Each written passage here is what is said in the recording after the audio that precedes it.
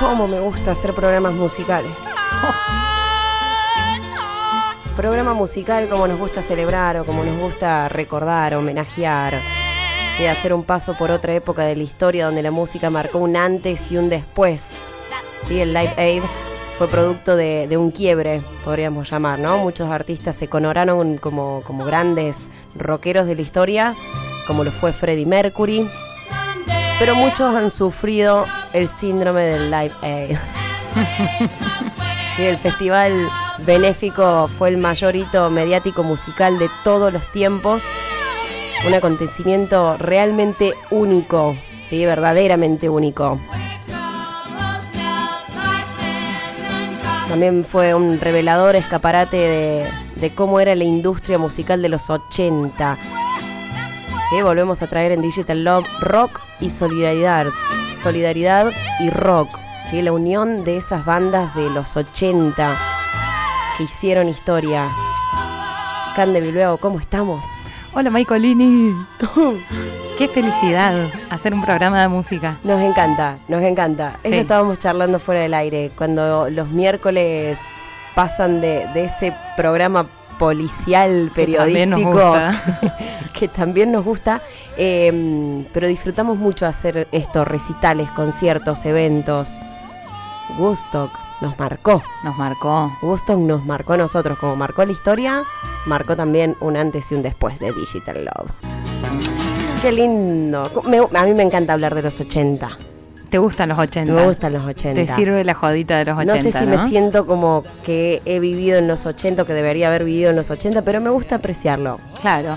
No, y lo que está bueno, copado, ¿viste? Lo que está bueno es entender qué hay detrás de todo eso que sucedía en el contexto musical, en el contexto social, en lo sociopolítico de ese momento, porque para entender la trascendencia de Live Aid es muy importante situarse en lo que significó para ese momento a nivel tecnológico, televisivo, a nivel egos de bandas y estilos que preponderaban en ese momento la industria de la música.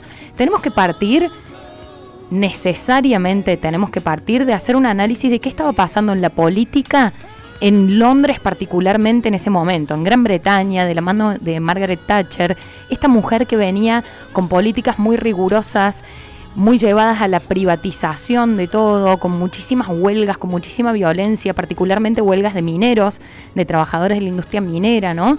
Margaret Thatcher no tenía una imagen muy afable para el común de la gente, pero sí había muchos músicos. Menos para la Argentina, digo, ¿no? Menos para la Argentina, o sea, ni hablar. 85, veníamos 3 añitos ahí. Claro. Veníamos de esa señora, esa Iron Lady, y lo mismo pasaba en Londres, y lo mismo pasaba en Inglaterra en general, que la música, en contraposición a lo que había pasado en los 70 con el punk, que era una corriente de muchísima denuncia social y acusación de los poderes, acá había un grupito más popero, más new wave, que estaba haciendo muy buen negocio con todas las políticas de Margaret Thatcher.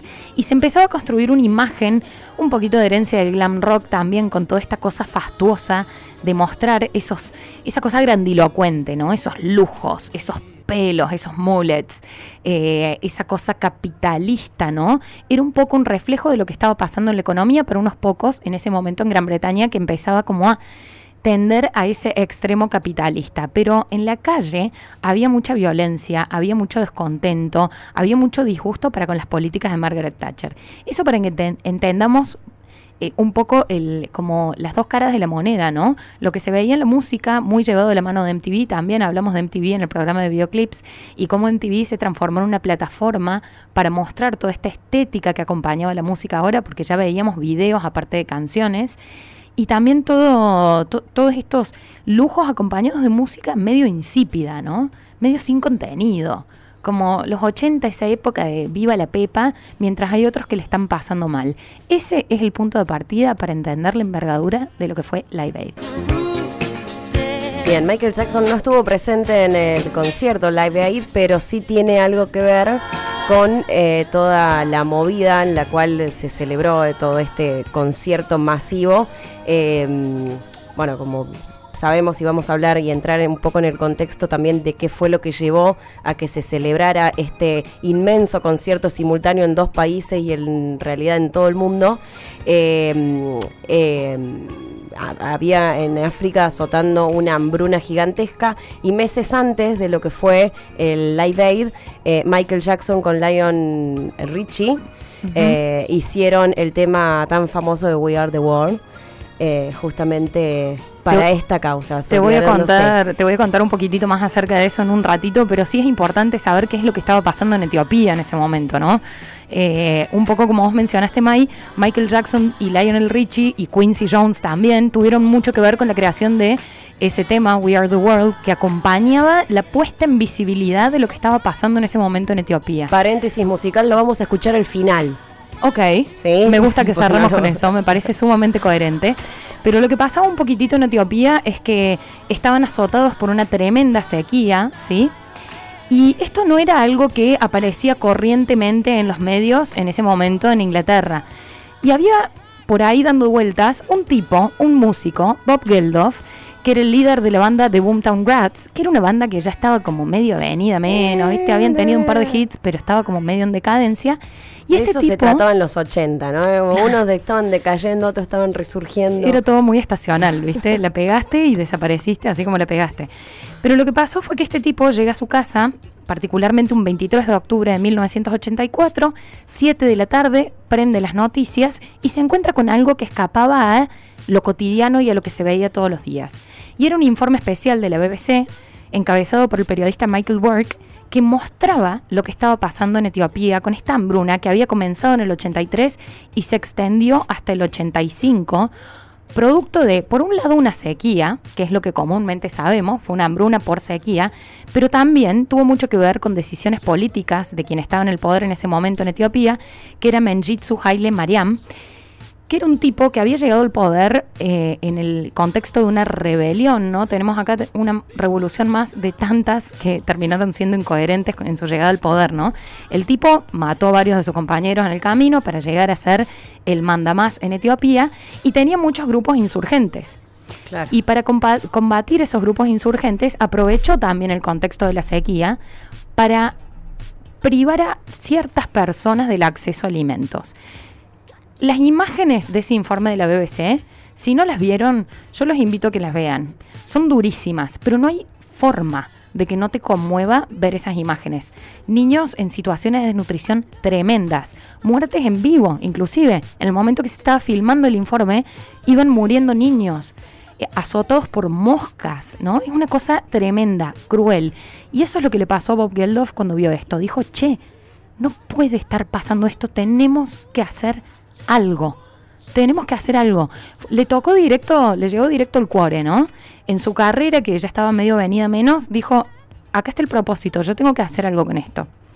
Así es como se contacta con su amigo Mitch Ure, de la banda Ultravox, y le dice, mira, ¿viste las noticias ayer? No las vi. Mira lo que está pasando en Etiopía. Esto no puede estar pasando, tenemos que hacer algo. Acuérdense que el contexto venía como muy de cotillón en los medios, claro, ¿no? Todo divino, guita, lujos, pero al mismo tiempo en Etiopía había gente que estaba muriendo, literalmente muriendo de hambre.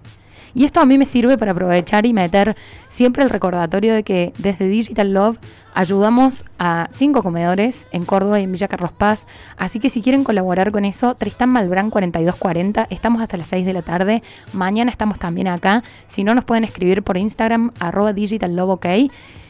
Es una ayuda que no va a erradicar una condición social, pero sí podemos asegurarnos de que un nene que hoy no tiene comida, mañana pueda comer. No es menor. Bien, estamos escuchando a Prince Kiss, que tampoco estuvo presente. Dijo no. Otro que no fue. No, por miedo, Estaba muy enquilombado Prince en ese momento con ciertos grupos extremistas cristianos y tenía miedo esencialmente de que lo maten en el escenario. Básicamente, ya no había se quería exponer mucho. Con Reagan también el disparo. Exactamente, no se quería exponer y no participó por eso. También hay otras líneas hipotéticas de por qué muchos de los que vamos mencionando no participaron.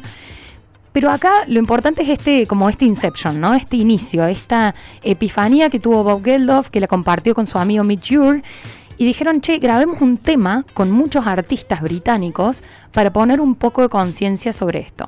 Y a esa misión se embarcaron. Mitch, por un lado, componiendo el tema, y Bob Geldof contactando distintos artistas que él conocía para convocarlos a hacer esto, que era realmente, a los artistas no les costaba nada, era grabar un tema, ¿no? Así fue como se compuso lo que se conoce como Band Aid, que era una banda ad hoc que se forma con todos estos artistas británicos para grabar el tema Do They Know It's Christmas. Se juntaron, lo grabaron, les prestaron un estudio por 24 horas, le dijeron, muchachos, les prestamos el estudio un domingo por 24 horas, rockeros se van a tener que levantar temprano para venir a grabar. Una cosa que era...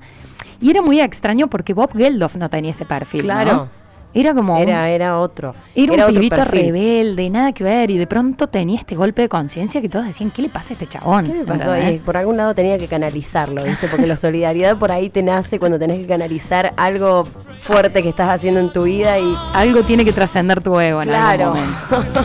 ¿Qué ganancias hubo con este tema? Te cuento ahora, pero ¿sabes qué? Justo esa línea que escuchábamos cantando Bono, A ver, vámonos ahí. gracias a Dios son ellos en lugar de vos, ¿no? Vos que estás escuchando. Bono no quería cantar esa línea porque le daba mucho pudor decir, che, menos mal que son ellos los que se están muriendo y no sos vos.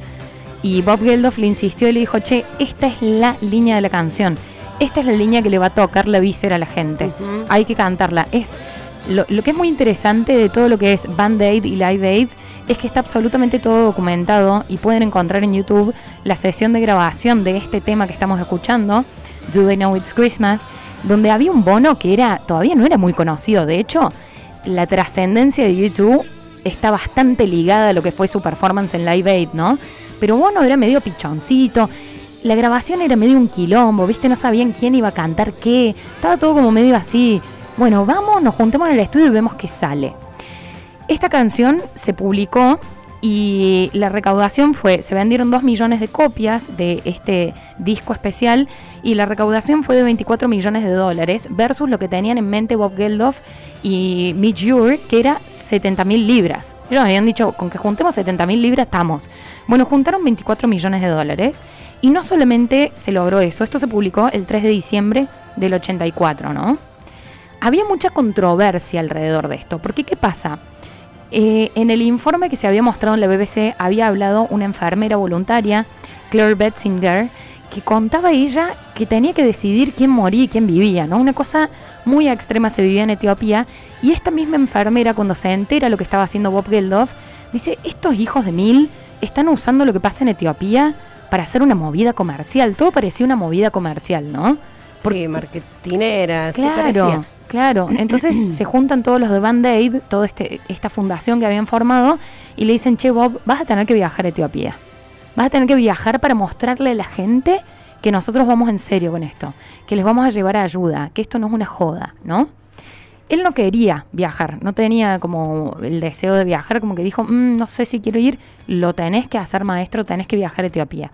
Viajó a Etiopía para la época de Navidad, para darle credibilidad a esto, y se encontró con una realidad muchísimo más dura de lo que se veía en la televisión, ¿no? Y de lo que él mismo creía. Exactamente, porque una cosa es verlo por la tele y otra cosa es caminar esas calles, sentir esos olores, porque ver esas imágenes. Una cosa es viajar para mostrarle al mundo que sí, estás yendo, estás siendo solidario, etcétera, pero otra cosa es llegar y que te den 500 cachetadas. Exactamente. ¿Y sabes qué? Y entra en lo personal. En esto es interesante también la postura de Bob había muchos fotógrafos de la prensa que le decían, vamos, te hacemos unas fotos. Y él, no quiero fotos, no me saquen fotos, yo no quiero ir a que me saquen fotos con niños muertos o niños muriéndose. No quiero eso. Le pudieron robar 2 o 3 fotitos de esa experiencia, pero él estuvo 9 días ahí, 9 días entre los cuales se reunió con el presidente de Etiopía, con un traductor, ¿no? Porque necesitaban un traductor para hablar. Lisa y llanamente, irreverente como siempre fue Bob Geldof, le dijo, vos sos un hijo de puta. Perdón por el improperio, pero quiero ser lo más literal posible. El traductor no se animó a traducir esto, como que terminó muy diplomáticamente la reunión, pero él fue a decirle, yo sé que vos sos un tirano, que estás matando gente, vos sos un hijo de puta.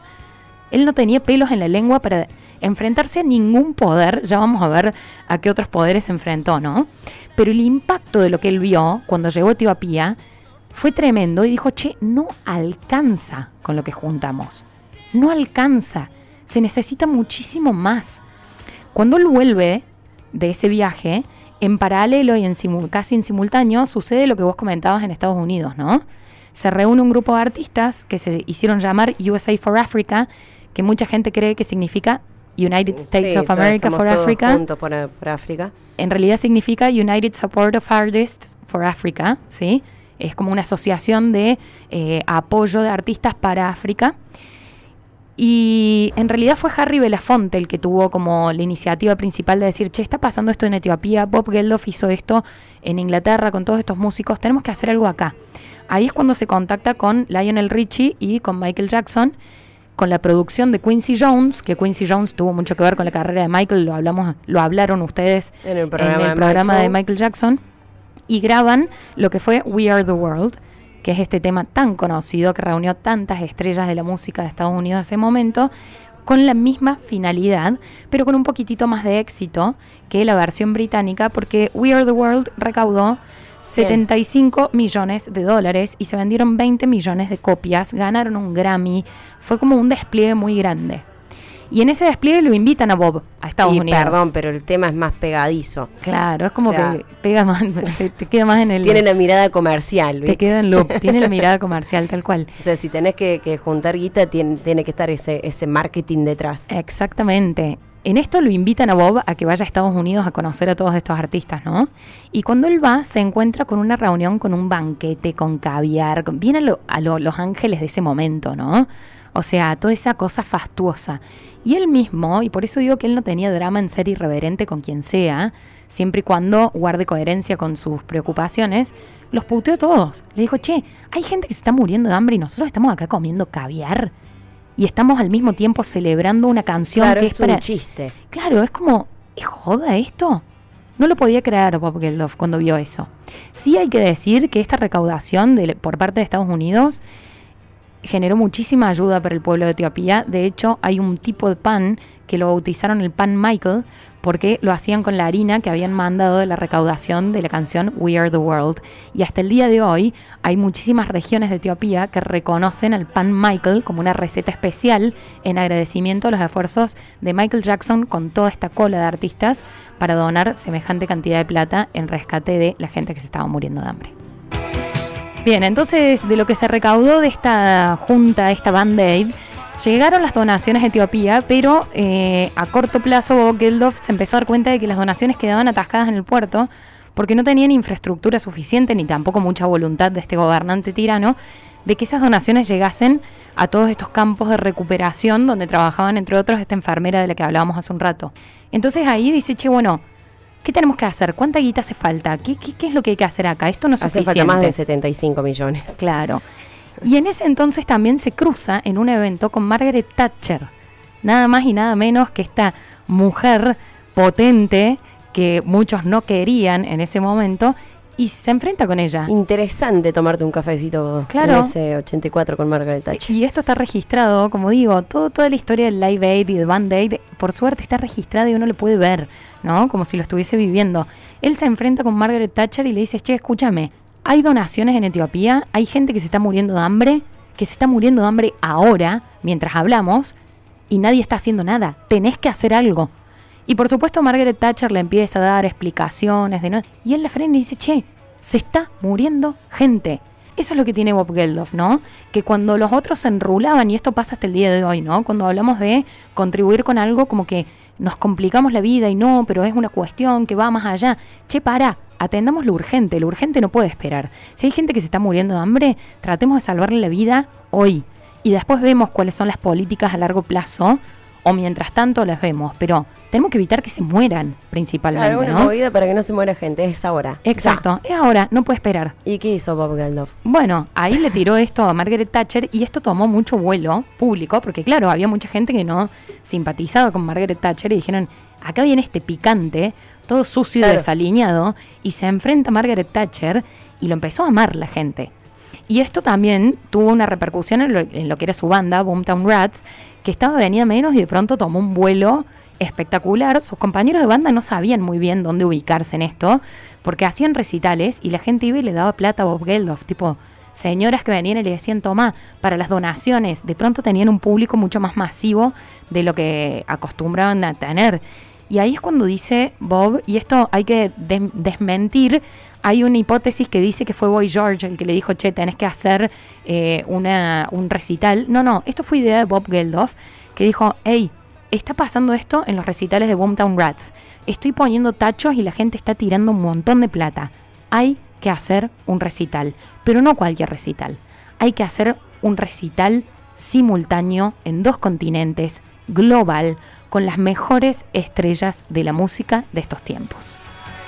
Bueno, y así es, ¿no? Entonces, ¿cómo se celebra este concierto simultáneo en dos países distintos, separados por el Atlántico, que fue en Londres, en el estadio de Filadelfia fue el otro? Se transmitió por absolutamente todo el mundo. Creo que fueron 72, 73 países, cerca en ese momento de casi... ¿Cuántas personas? 1.500 millones, 2 millones. 1.500 millones de televidentes. Y ¿sabes qué?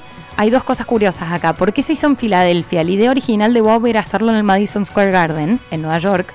Pero en Filadelfia justo había un alcalde que tenía muy mala reputación, porque era un alcalde afroamericano que había atacado a los propios grupos afroamericanos que estaban protestando en ese momento. Había mucha represión y dijo, che, necesito mejorar mi imagen. Y era muy importante conciliar con Estados Unidos, ya vamos a ver por qué, porque Estados Unidos tenía la infraestructura para poder hacer esta transmisión global. Para que ustedes se den una idea, en las Olimpiadas de Londres, que habían sido hace poco tiempo, se había utilizado un solo satélite para la transmisión. En el caso de Live Aid, se utilizaron 16 satélites para una sola transmisión. Y hubo fallas. Y hubo fallas, por supuesto, o sea, era imposible que no hubiera. Pero ¿qué pasó? Cuando él tuvo esta idea de hacer este recital descabellado, donde básicamente tenía que llamar a bandas y decirles, hey, necesito que vengas a tocar, necesito que vengas gratis, necesito que te pagues tus propios viáticos y necesito que acortes tu performance a 20 minutos. Obviamente todos decían, che, te van a echar un gallo. Nadie va a querer participar de esto. Pero ahí estaba el ímpetu que tenía Bob Geldof para decir, hey, es por una causa que te trasciende. No es para que vos ganes plata. Es para poder poner en visibilidad lo que está pasando en Etiopía y ayudar con cuestiones materiales también, con alimentos, con ropa, con abrigos que estaban necesitando. A ver, era gente que se estaba muriendo. Nada podía ser más importante que eso y Bob lo dejó muy claro. Ahí es cuando se contacta con Harvey Goldsmith, que era el promotor de rock más importante de Gran Bretaña de ese momento. Le plantea la idea y por supuesto Harvey le dice, pero raja de acá, vos estás en pedo que vamos a poder hacer esto. O sea, es un no rotundo. Y Bob seguía insistiendo y lo llamaba todo el tiempo. Hasta que un día lo llama y le dice, Harvey, ya averigüé, el Wembley Stadium está libre el 13 de julio. Y le ganó por insistencia. Dale, dijo, bueno, sí, ¿sabes qué? Intentemos, dale que va. Vamos a ver qué sale. No solo por insistencia, sino por mandado. Mandadísimo. Mandado, es como, mañana vamos a hacer, es más, el lunes no vamos a hacer el programa, el martes venimos, Cande, estás confirmada, pero no, May, yo tengo que trabajar, venís el martes. Claro, era un mandato, pero era una irreverencia útil, creo yo. Cuando vemos el diario el lunes, creo que si no hubiese sido por ese ímpetu que tenía él, no se hubiese logrado lo que se logró, ¿no? Hay que decir que él es conocido como el bully de la industria a partir de esto, porque buliñó a todo el mundo para que hiciera lo que él quería, pero el fin fue absolutamente justificado, ¿no? Como que decís, che, fue un golpe de conciencia para mucha gente que estaba en el biribiri en ese momento, que estaba en la guita, en la fama, y además muchas bandas se consagraron a partir de su performance en Live Aid, o sea, salieron ganando casi todos, no todos porque hubo performances desastrosas, pero hubo ganadores, hubo perdedores, hubo beneficiados, hubo damnificados. Exactamente. Fue el punto medio de los 80. Exactamente. Como lo dijimos al principio, el quiebre. Es como hay un antes y un después del Live Aid. Eso. Y en ese momento, cuando él se contacta con Harvey Goldsmith, también necesitaban un promotor picante de Estados Unidos, ¿no? Y Estados Unidos, como decíamos, era la pata clave, porque eran los que tenían la tecnología para poder hacer una transmisión de corrido durante 16 horas en tantos países del mundo. La transmisión más grande de la historia de la televisión hasta ese momento, ¿no? Era como algo impensado. No existía ese vivo global, no existía esa aldea global a nivel televisivo. Ahí es cuando lo contactan a Bill Graham, que era como el promotor más conocido de Estados Unidos, pero era un promotor muy polémico, que estaba peleado con la mitad de las bandas, ¿no? Y el tipo inclusive empezó como a boicotear el evento. Claro. Le decía a las bandas, che, no te conviene tocar acá, esto va a ser un desastre, ¿entendés? Y de pronto, si se les caía a Estados Unidos, se caía todo el proyecto. A un mes de Live Aid no tenían ninguna banda confirmada en ninguno de los dos lugares, más que Ultravox de Midge Ure y de Boomtown Rats de el propio Bob Geldof. O sea, estaban en bolas. Bien, esto es Status Quo. ¿Quiénes abrieron? Ellos abrieron en Wembley. En uno. Abrieron el Wembley frente a los ojos del Príncipe Carlos y Lady Di. Quizás no hubiera sido una muy buena opción como para apertura. Es que nadie los quería como apertura, pero estos eran los pires de Bob Geldof, que decían, no, van a abrir ellos, obvio que van a abrir ellos. De hecho, en un momento él también se lo encuentra hablando por teléfono, pero puteando mal, y le preguntan, che, ¿qué pasó? Nada, que quieren poner a Santana, que es un muerto tocando la guitarra. Como que tenía un criterio muy especial, ¿no? Que todos lo miraban y decían, che, pero Carlos Santana la rompe tocando la guitarra. Es un muerto, Carlos Santana, que vaya en un horario menos taquillero, ¿no? Como que todo lo que fue el orden del line-up no fue como... Fue las apuradas. Fue las apuradas y fue todo a criterio de los organizadores. De hecho, muchas bandas pedían como la hora estelar y mientras más pedían, menos se les daba, ¿no? Como, no se trata de vos esto. No se trata de vos, despejame el ego porque esto es por una causa que te trasciende.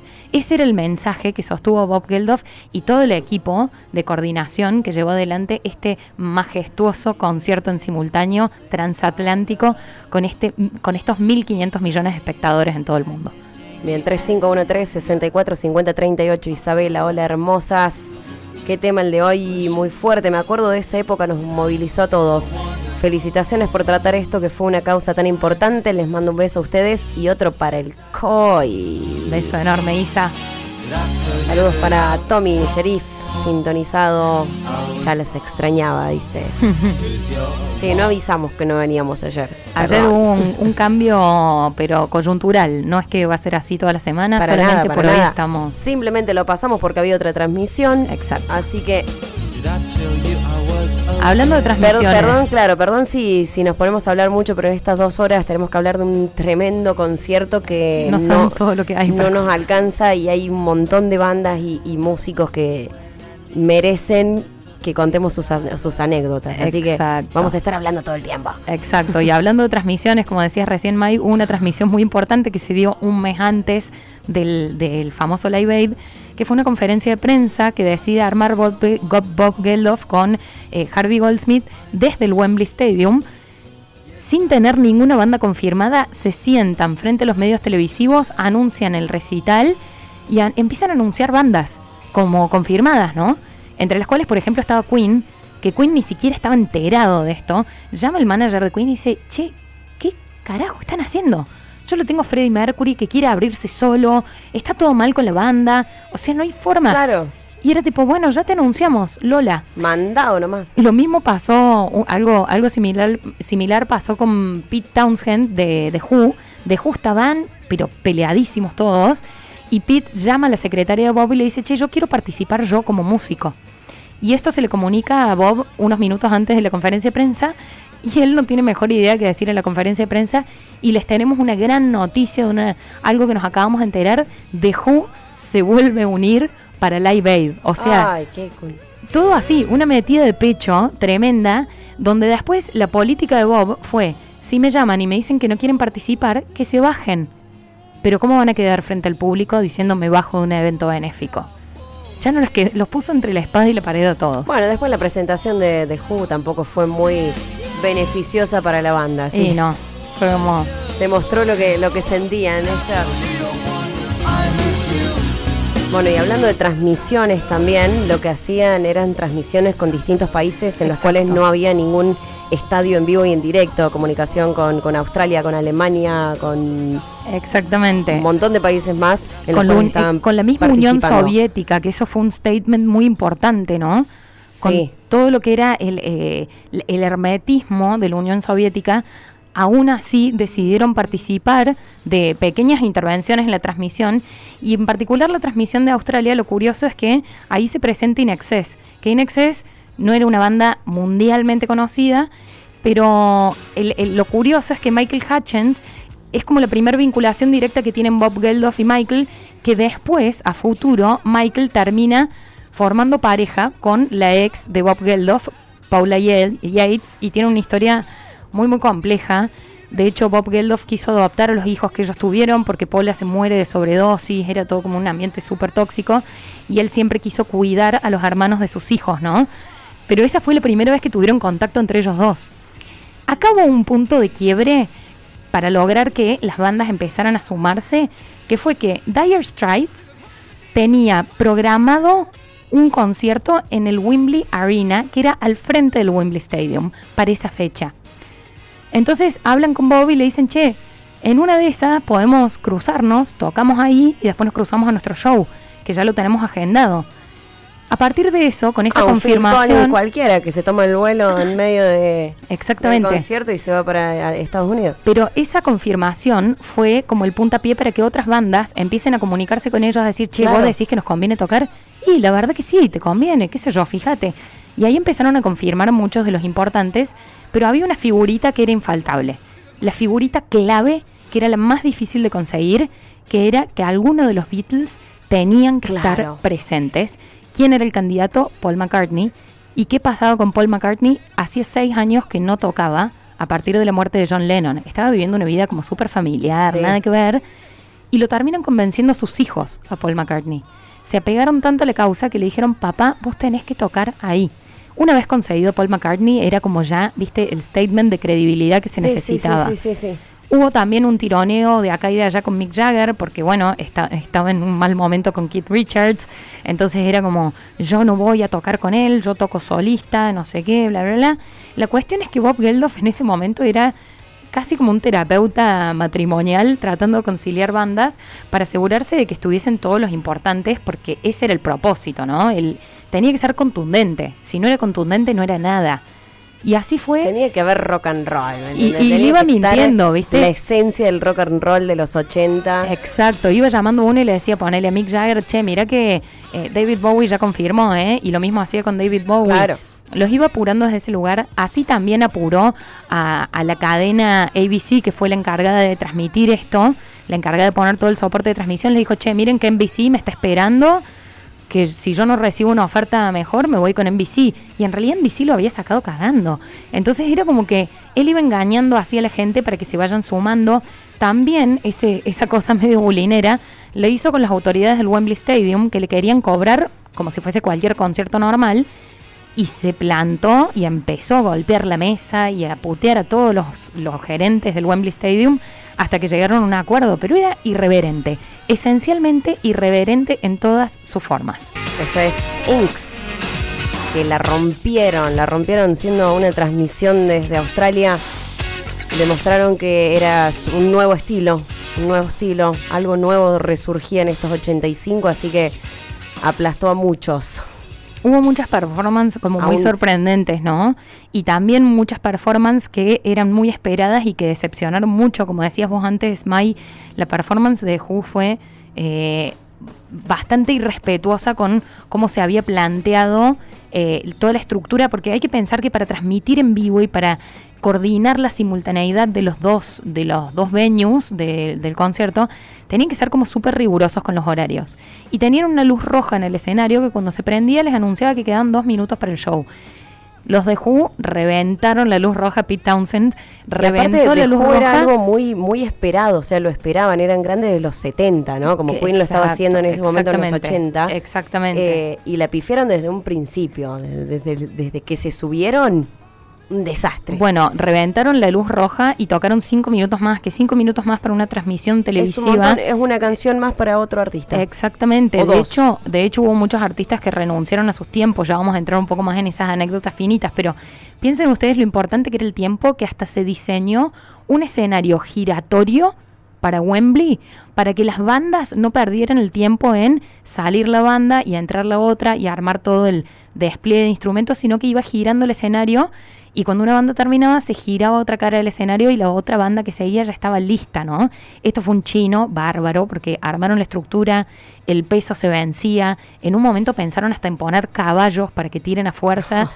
Pero esa no la tenía. La verdad es que se terminó corriendo manualmente con un grupo, un montón de tipos que lo corrían manualmente al escenario. O sea, imagínense. Otro tema también en cuanto... Es que, a ver, técnicamente hablando no fue un buen festival. Era todo a las apuradas, todo... pero es como Woodstock, todo salió mal, pero al final todo salió bien, ¿no? Claro. O sea, otro de los factores para lograr cumplir con estos tiempos era que tenían que traer las bandas en helicóptero porque había mucho tráfico, ¿no? Como pasó en Woodstock. Sí. Muy similar. Y de eso se muy desprende... Muy concurrida la zona, no sabemos por qué, pero me parece que vienen todas las estrellas del rock del mundo. Claro. En eso hay como 2 anécdotas muy divertidas, que es que a Elton John lo buscan en su casa en Windsor y tenía 2 preocupaciones Elton John. Uno era que se estaba quedando pelado, entonces usaba una peluquita y pidió por favor que el helicóptero... Preocupaciones del chabón, vos te estás quedando pelado, pero se están muriendo todos los pibes en África. Claro, pidió que cuando llegue el helicóptero frenen las hélices para que no se le vuele la capelu. Y además le hicieron pelota todo el jardín, que lo tenía todo nuevito, recién había plantado un montón de flores, le hicieron bosta el jardín con el helicóptero. Y el helicóptero no tenía dónde aterrizar. El único lugar para con aterrizar... la solita, ¿está ahí la escalerita? El único lugar para aterrizar cerca de Wembley era un campo de cricket donde se disputaba un partido súper importante de cricket ese día. Entonces, a medida que iban llegando las bandas, se cortaba el partido, se corrían los jugadores, se bajaba la banda, volvían a reanudar el juego. Todo eso, todo el día fue así, en loop. Increíble. Se corta el partido, se vuelve el partido. Suspendamos el partido. ¿Qué partido?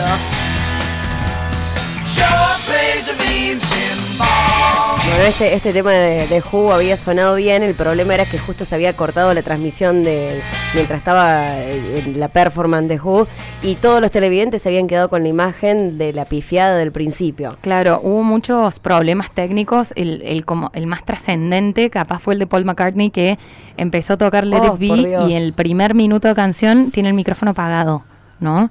Y esto, después cuando salió la edición del DVD y la distribución del disco de lo que fue Live Aid, tuvo que volver a grabar. Exactamente, tuvo que volver a grabarlo y lo grabó particularmente en el Wembley Stadium para que tenga una acústica similar a la que había ese día. Acá lo tengo. A vivo desde el Wembley Stadium, 13 de julio, 1985. Let it be. Algo muy parecido de esto con Woodstock es que, así como en Woodstock había un granjero que puso una granja a disposición, en la región de Cheshire había un campo también y había un granjero que había comprado una pantalla gigante, de las más gigantes que había en Europa en ese momento, para convocar a gente a que vaya a ver la transmisión ahí, ¿no? Como armar un eventito ahí.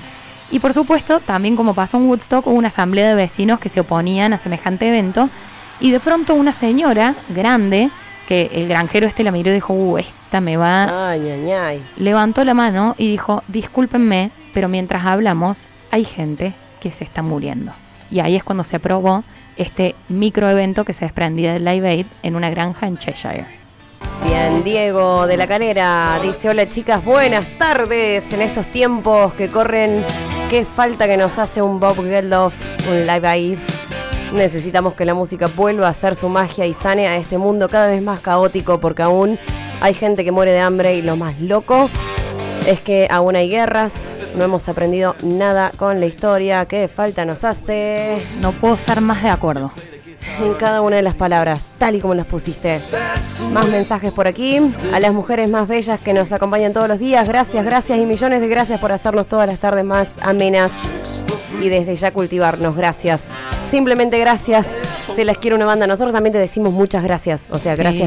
Gracias. Euge Gaviglio. Chicas, increíble lo de hoy. No sabía el trasfondo de esta historia. Inspira y da felicidad. Que inspire. ¿No? Tristán Malbrán 4240. Recibimos donaciones para los 5 comedores que ayudamos en Dumesnil, en Ciudad Evita, en Villa Angelelli, en Villa Carlos Paz y en Nueva Esperanza. Bien, esto es Dire Straits, que la rompieron, ¿no? Estaban en la cúspide de su éxito y ofrecieron en su show justo lo que la gente estaba necesitando. Exactamente, y bueno, y como contábamos hace un rato, fueron como los precursores de que las bandas empiecen a decir que sí, ¿no? Y salieron volando a tocar en el Wembley Arena que estaba al lado, porque tenían su propio recital ese día, que ya habían vendido las entradas, no lo podían cancelar, y eran súper conscientes también de que todos los que habían comprado las entradas para su show probablemente hubiesen preferido estar en el Wembley Stadium viendo a todas estas bandas juntas, ¿no?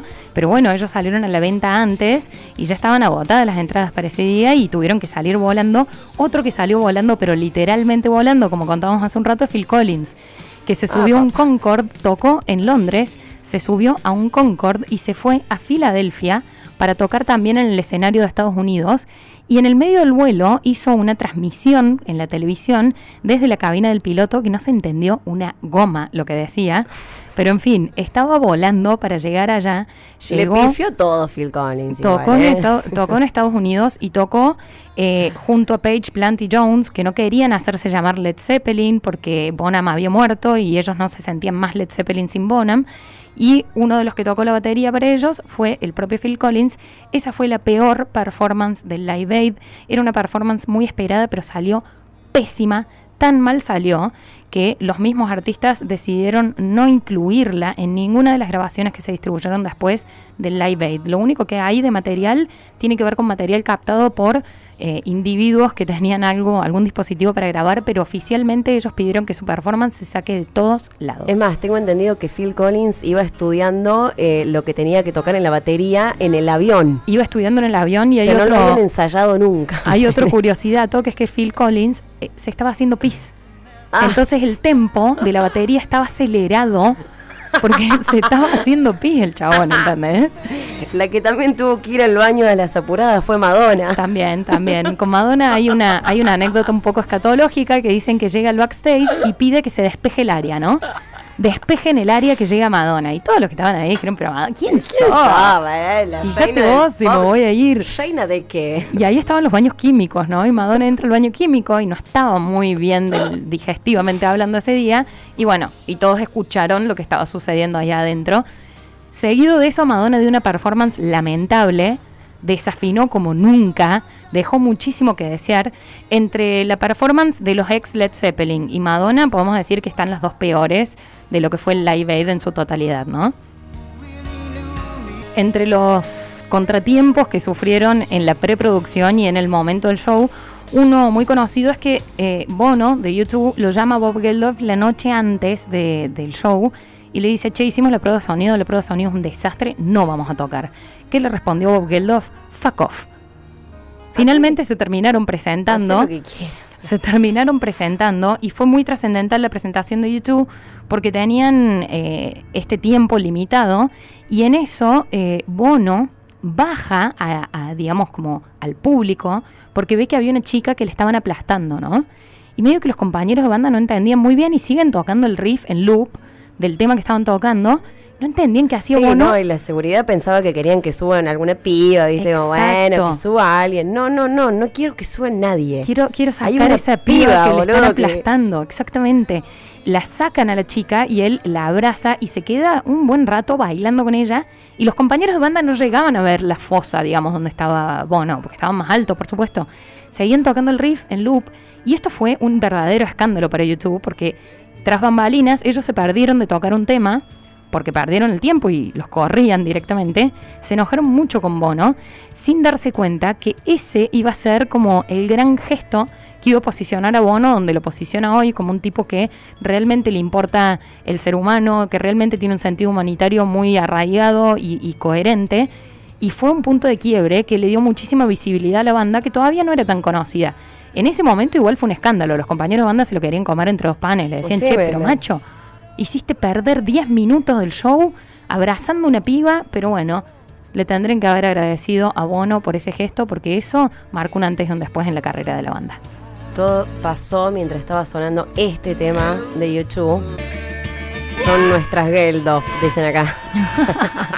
Ya quisieron. Podríamos armar ahí, ¿no? Un super concierto, ¿no? Queremos armar tantas cosas ya. No sé qué vas a decir, pero te quiero saltear o no saltear con la música de una. ¿Me querés saltear con la música? Manejala, total, todo lo que hay para escuchar es bueno. Es que lo que voy a poner va a ser algo... No, entonces claro, espérame. ¿Viste? Te voy contando algo que querían armar, ya que estamos hablando de armar cosas, Bowie y Mick Jagger.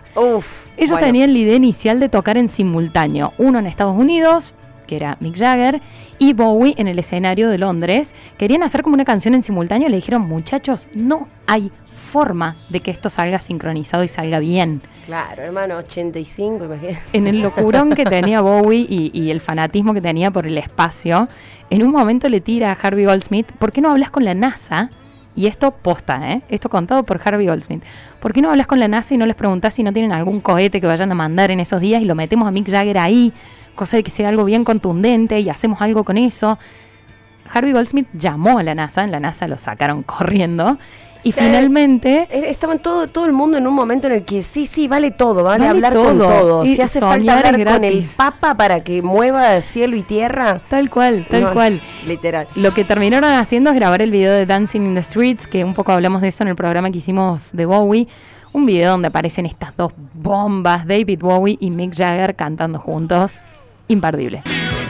Mando saludos a Ale Ponte, que está escuchando desde Villa María. Dice Mick y Bowie juntos, un poroto al lado nuestro. Y un David Bowie que tuvo que... No quiero meter nada. No, porque no tuvo que. Ahí yo te voy a contar la verdadera historia atrás de eso. Te lo cuento ahora.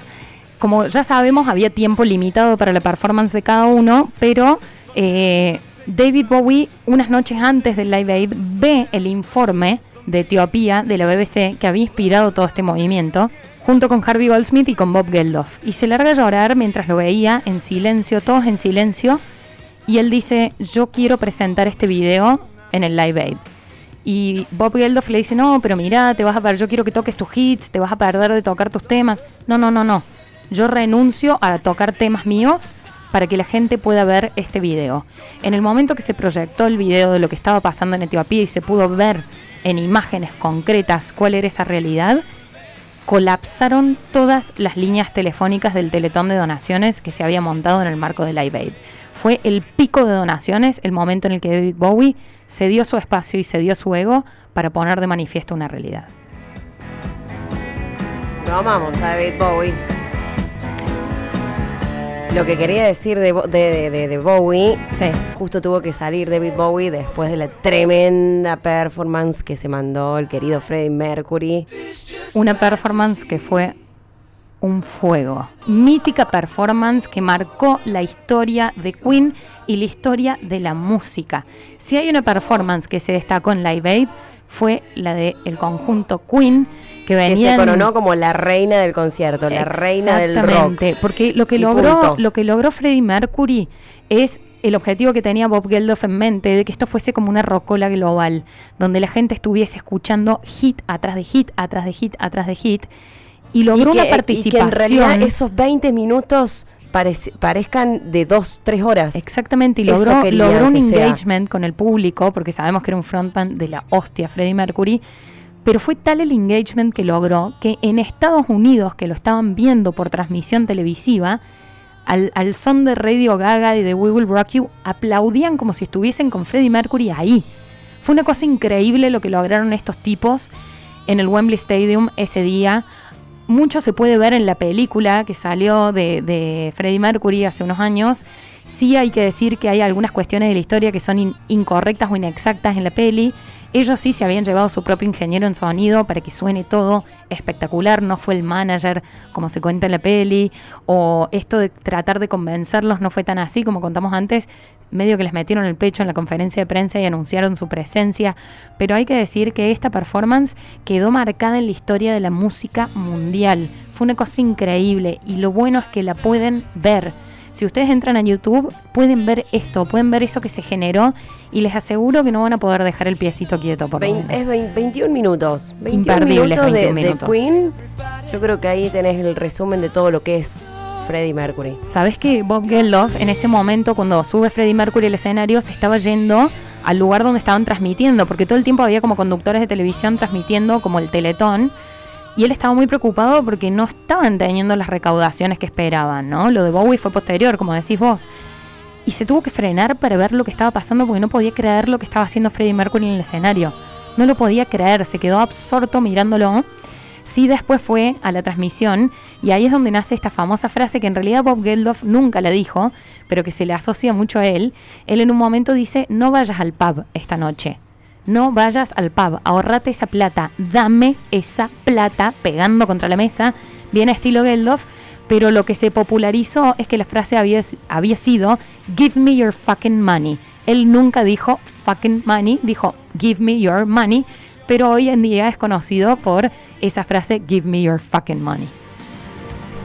Es que se trataba de esto, de comerte el escenario, de no sentirse intimidado, de no venir, subirte al escenario y cantar un temita porque sos Madonna, ¿me entendés? Le pusieron Comete mucha pasión el mundo. y le pusieron mucho laburo. O sea, ellos ensayaron un montón al para minuto esto. que estaba Freddie Mercury tocando el piano ya se le notan todas las venas de que hace 3 horas que está cantando el loco, ¿me entendés? Y no hace ni un minuto que se puso a esforzar. Es impresionante lo que hicieron el conjunto Queen, ¿no? Con Freddie Mercury como frontman, pero todos, esa banda tan especial, tan distinta, que le supo poner la chispa de power que hacía falta y que ameritaba por la causa que había detrás, ¿no? Se lo tomaron muy en serio, no así otros artistas que fueron como medio de onda, ¿viste? Como, bueno, toco lo que me salga, no.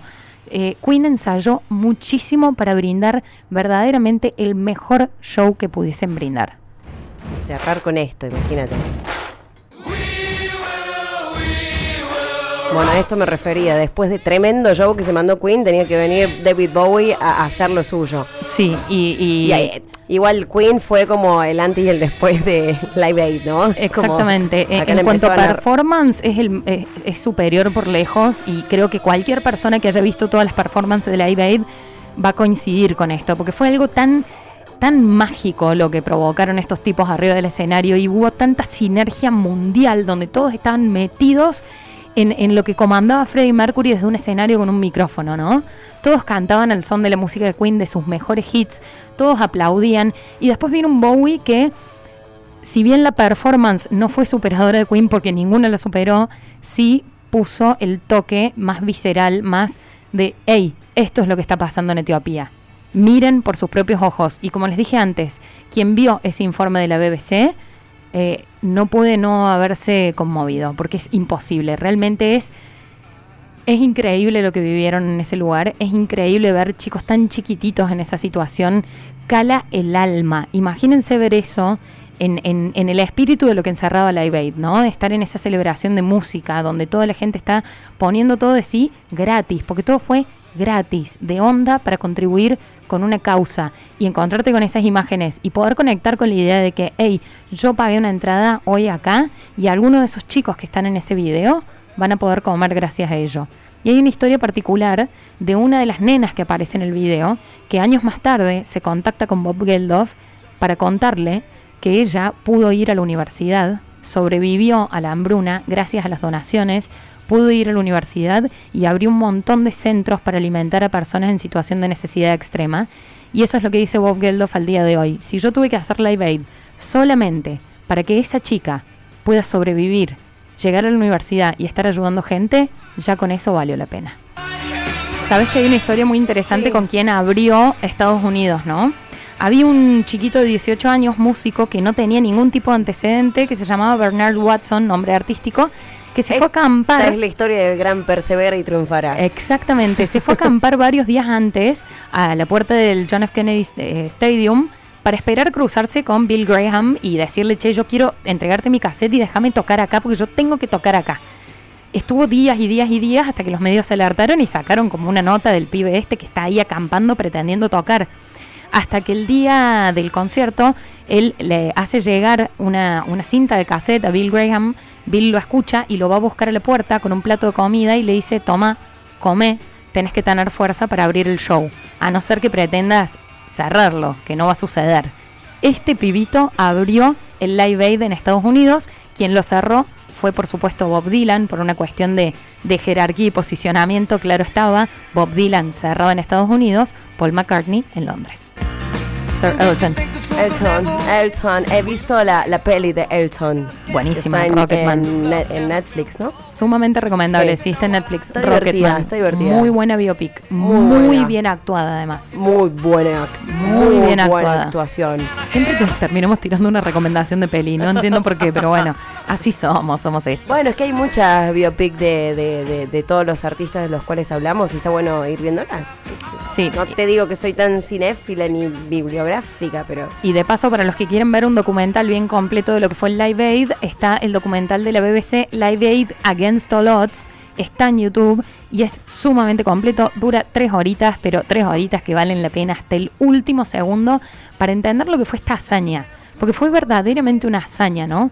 Era un disparate lo que se había planteado como idea y aún así, con convicción, lograron que sea una realidad y que sea una realidad trascendental, tan trascendental que hoy en día se conmemora el Día Mundial del Rock el 13 de julio por este evento. Uy, qué temor. Perdón. Discúlpame.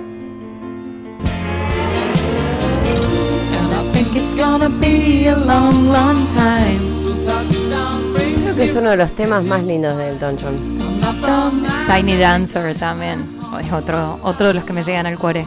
¿Sabes que uno de los que me llega al cuore, y ya lo he dicho muchas veces acá en Digital Love, es Bob Dylan? Pero en este caso tengo que ser un poco crítica con Bob Dylan. Hay que criticarlo. Sí, lo amo, pero me parece que estuvo un poco fuera de lugar su planteo. Bob Dylan, como decíamos recién, cerró el concierto de Estados Unidos y en el cierre, él, un poco a modo de crítica o a modo de statement importante, dijo: hey, deberíamos ayudar a los granjeros que están endeudados con sus hipotecas en Estados Unidos, ¿no? Como que no era el propósito. Y yo entiendo el interés. Después hizo un Farm Aid, que fue un festival destinado a recaudar fondos para ayudar a estos granjeros endeudados, pero no era el momento, no era el lugar. No era ahí. No está mal lo que estás diciendo, pero no. Claro, no. O sea, es una causa súper justificada, pero es como. Pero la urgencia es la gente que se está cagando de hambre en África. Claro, y en esto pasa mucho, ¿no? Con todas las distintas acciones solidarias que se hacen o los distintos casos de toma de conciencia que hay. Cuando uno toma conciencia de una causa y viene otro y te dice, pero vos te deberías estar preocupando por lo que pasa acá y no allá.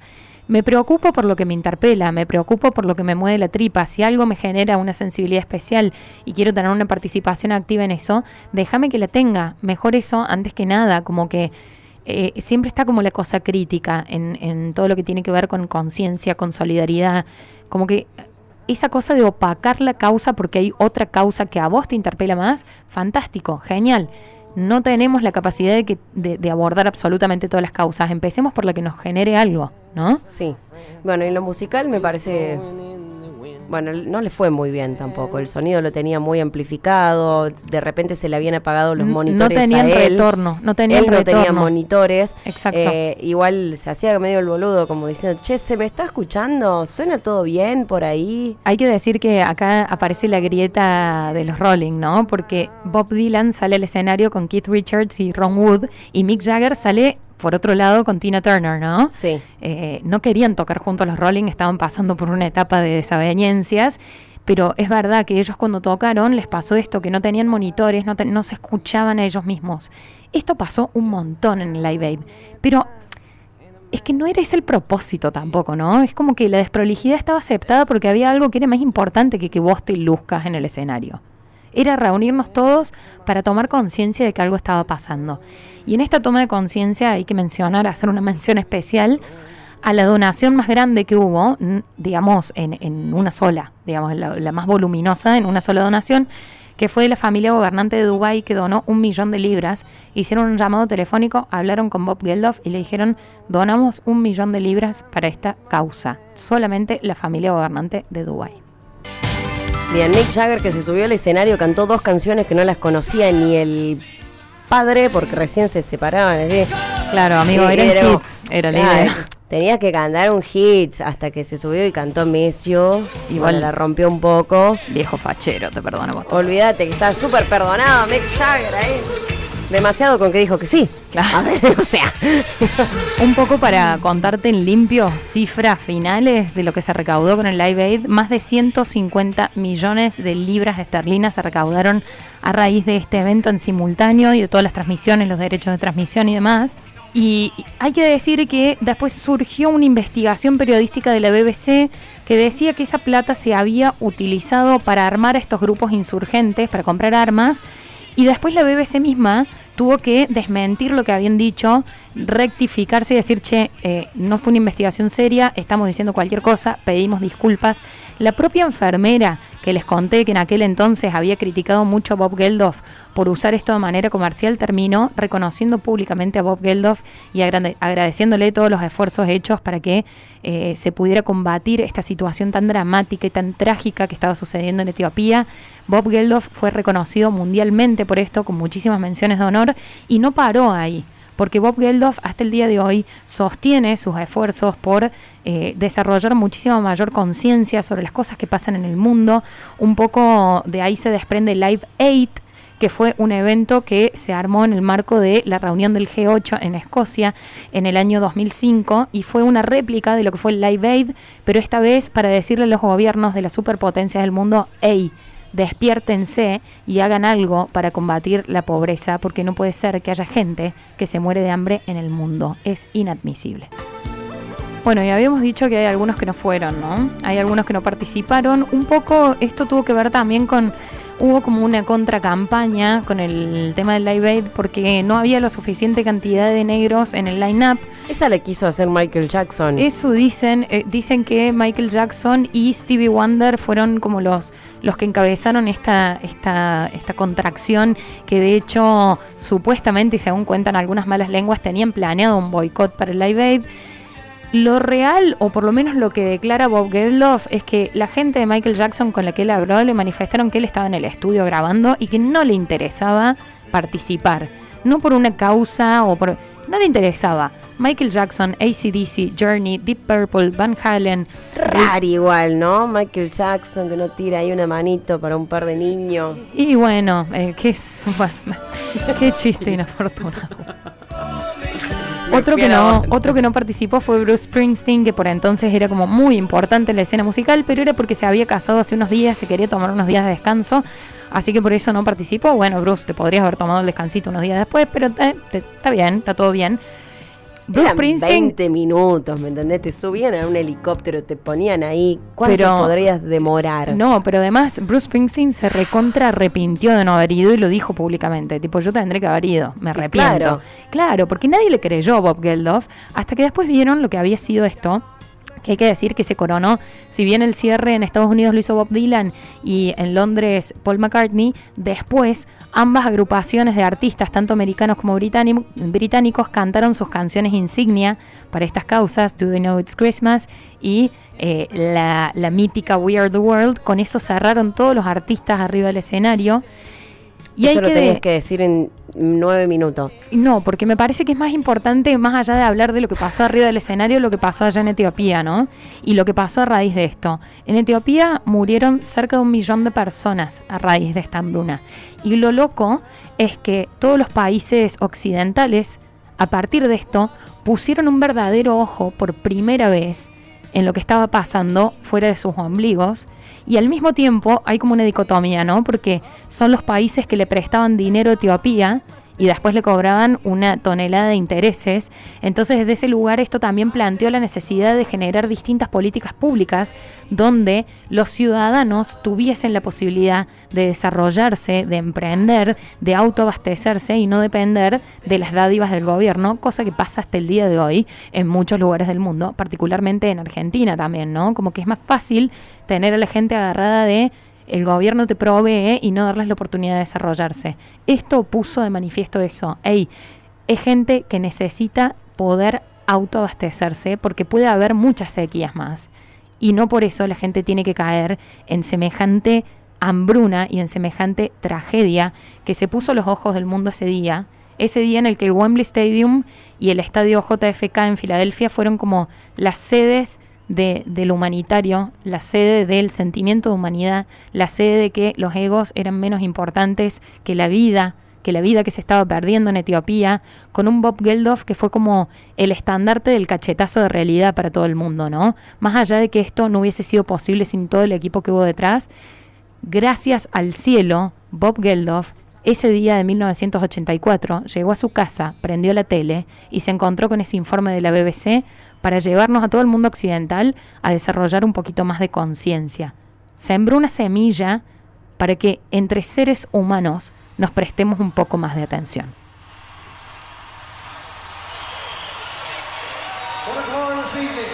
Esto es en vivo, ¿sí? Ahí el cierre de lo que era Live Aid en el estadio de Kennedy, que cantaron todos, se subieron al escenario.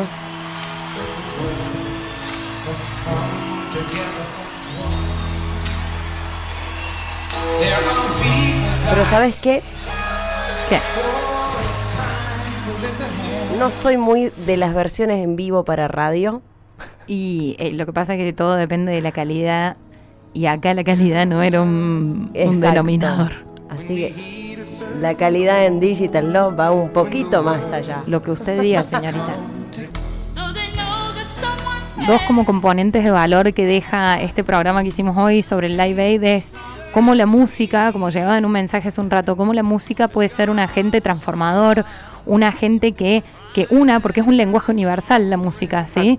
Es un lenguaje que nos une a todos, el valor y la potencia que tiene el arte en este contexto. Y por el otro lado, y esto es una reflexión meramente personal, pero me gustaría compartirla con ustedes, trascender lo individual y trascender lo que a nosotros nos importa y lo que a nosotros nos sirve es una apuesta incómoda. Siempre es una apuesta incómoda, porque somos bichos de supervivencia y medio que nos olvidamos de que hay otros.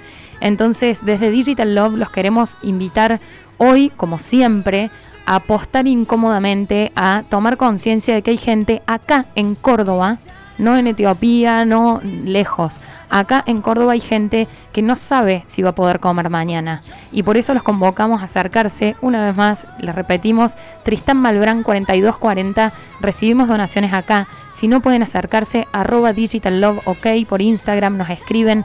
Todos los aportes son bienvenidos. Si tenés una empresa, si tenés una marca y querés hacer una donación voluminosa, siempre viene muy bien. Estamos hablando de personas que necesitan comer y que no pueden esperar a que nos quede cómodo ayudar. Bueno, pueden escuchar este programa y todos los que venimos haciendo en Digital Love en nuestro canal de YouTube, Digital Love Podcast. Hay más de 60 episodios, creo. Sí. Ayer me puse a ver cuál volví a escuchar y se me hizo quilombo. Es muy difícil elegir. No podía escuchar, no podía. Pero es muy lindo también hacer programas como este de hoy porque creo que conglomeran un poquitito todo lo que nos interesa y todo lo que nos mueve. Nos encanta la música, nos encanta hablar de historia, nos encanta hablar de arte, de legado cultural y también nos encanta poner esa cuota de contribución, de conciencia. Así que la verdad que yo hoy me voy con el corazón bien contento de haber hecho este programa y de haberlo hecho con Mike Olini, que es un placer compartir esta mesa que usualmente es los miércoles, hoy se dio un jueves. Y muy entusiasmada. ¿Sabes que cuando arrancamos el programa dije, como todos los miércoles, pero... Bueno, pero se entiende. Por eso fue una pregunta por ahí, che, ¿es grabado el programa? Mañana se viene un programa muy interesante que está en el tintero hace mucho tiempo. Y mañana estamos las tres, el Triángulo de las Bermudas, Rocío Labarté, Mike Olini y quien les habla. Y aprovechamos para mandarle un beso enorme a Rocío, que está súper prendida del otro lado como siempre. Saludamos también a nuestro querido Marce Bosch. Y en lo personal agradecer a la radio, como siempre decimos, que nos dé el espacio para hablar de las cosas que realmente nos importan. Totalmente. Gracias, Cande Bilbao, gracias a todos los que están del otro lado, siempre apostando a este proyecto hermoso que tenemos en Digital Love. Un placer esto hoy y todos los días. Maravilloso su cabeza.